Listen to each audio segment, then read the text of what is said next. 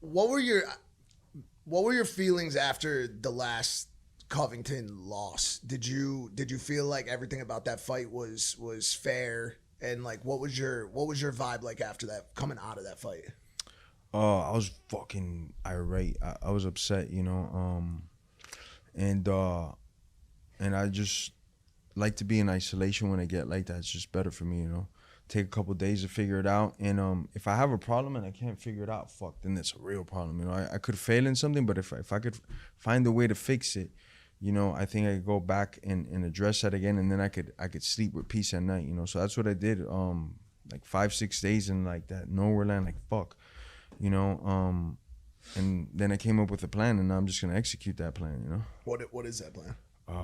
Get right back to work in a different way. I've been doing this sport for quite a while. Thank God I don't have like injuries that are like crazy bad right now at the moment that I can't like push through.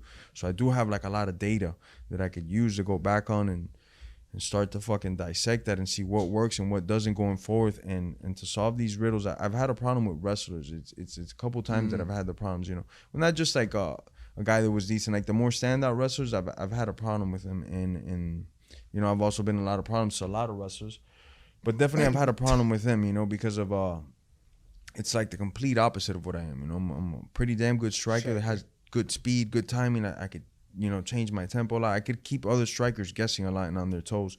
With wrestlers, when they take me out of my element and they're able to keep like pressing that hugging game, even when I do bring it to a neutral, it's like fuck, I spent a lot of extra power like doing that. So like knowing these things in mind and shit, I just have like a slight different plan and formula going forward to address these problems that I've had most of my careers with the fucking wrestlers, I saw you handle one very good wrestler one time with a specific move. Yeah. Do you think that you could ever revisit maybe taking that action, early action? Definitely. There'll be times that'll present itself again. I just have to be prepared to take that opportunity when it's there again. Before you were running at Ben Askren and kneed him in the neck and knocked him out in like 7 seconds, did you know you were going to do that? Well, I knew that. Going into the cage, I was like, yeah, there's a good chance I'm going to land this. When I got into the cage and I saw how he was acting and how like imposing he was, like he just wanted to come forward, I was like, man, there's a good chance he's gonna come forward. And if he comes forward, his next thing is because what he does is duck, go for the shot. And if he does that, he's dead. Because I don't care if I hit him in the chest, the neck, the jaw, or the shoulder. It's like a sniper shot. Wherever it hits you, it's gonna, like, if I hit him in the collarbone, it'll break his shit. So I knew that as long as he took that initiative forward step, I was gonna fuck his world up. And you did. Yeah. And then you got in his face after he hit the ground. Yeah. And just like slammed the mat. Yeah. I had to count his ass out because he says he's a wrestler. So I just pinned his ass. So I had to like, yo. Yeah, I got pinned, brother. Shout out Ben Askren. He's such a nice kid. That's like a tough. He's such a plays fucking frisbee. Disc golf. Yeah, he disc loves golf. disc. Do you think he should stick to disc golf? I don't give a fuck what he's 6'2", bro. Have you always been a believer in this like talk shit, get hit mentality? There's been a lot of conversation. I know we're kind of tiptoeing around the topic a little bit right now, but Will Smith. Yeah.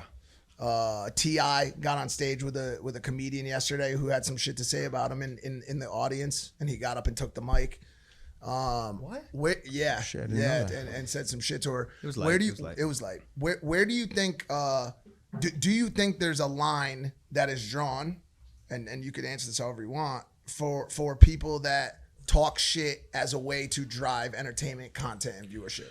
Man, I think that line varies from everything, like from comedians, right? Their line's going to be different maybe than like two scientists that work together, something like that. I think there's going to be lines in all fields, but lines that you just don't cross is, I don't care how much I dislike any of you. I'm not going to talk about none of your moms, your kids. I don't care about your significant other. If my problem's with you, then I come at, And then in there, and especially in sports, right? Like whether it's two football players that are on the line and they're just talking shit to each other to get inside each other's heads, it's part of sports, I don't mind shit talking it out to me or about me or anything like that. I definitely think there has to be some lines drawn, because if not, it'll just keep going and going. And when you're involving other people, like if I was to say something about your wife, let's say, and then you get home and then you have to answer to your wife, I'm putting you in a fucked up spot for no reason, So things that like that, I don't agree in. But that's the name of the game. That's the name of the game. That's why they do it. Like, Yeah. like I remember in a couple of my back and forths with KSI, he would bring up my girl at the time, and then it would cause rifts between us in real life, which is like the worst. But that's not professional, right? Because that's on your personal.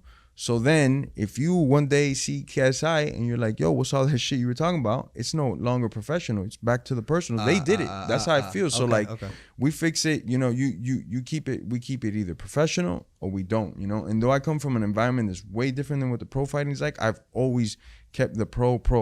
I don't have any points for even like fouling somebody because I try to fight as clean as possible. I don't bring any of those street elements with me ever into like a prize fight combat. But if people so choose to do it, that's on them, you know. And of course, you could do whatever you want, but there's got to be some type of consequences, right? So did you think it was out of pocket for Will Smith to smack, or do you think that was like okay?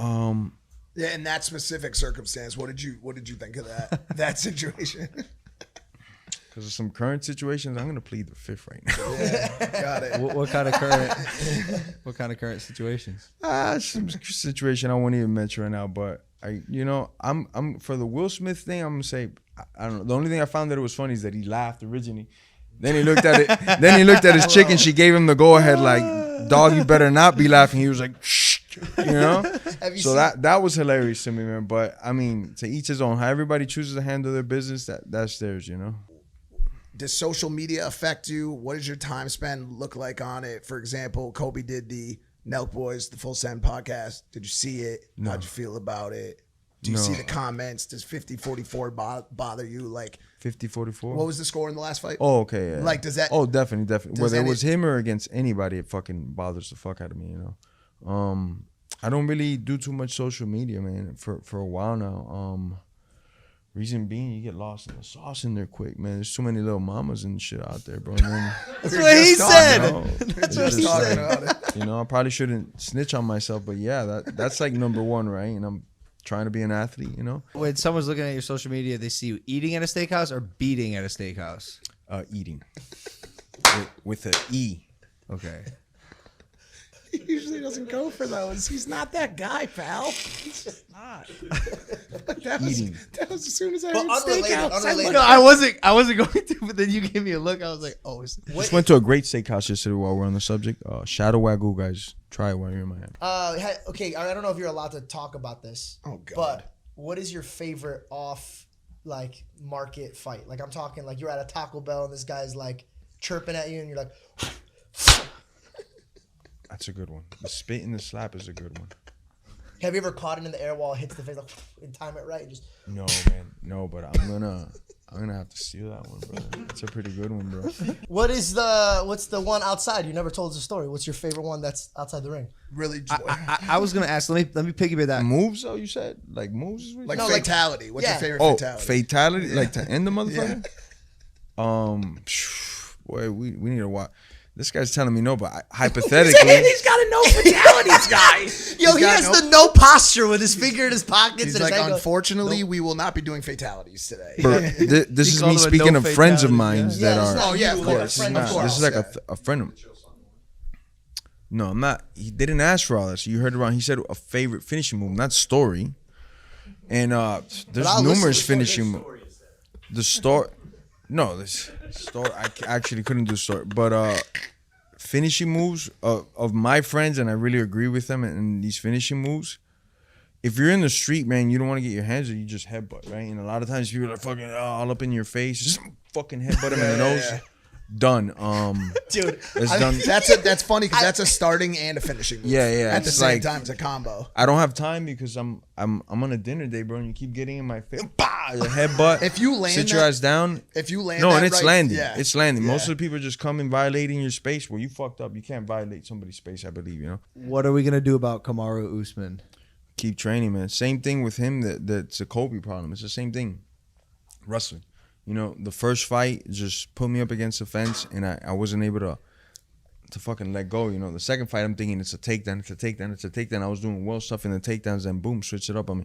So I definitely feel the problem that I have, the consistent problem I've had throughout my career, is my wrestling is not 100% there yet. You know, it's pretty damn good. It's a lot better than when I fucking first started, and And shit, I got another at least 2-3 years in the sport. Why not fucking give everything I got into this wrestling shit, see what comes out of it, you know? You think Usman's beatable?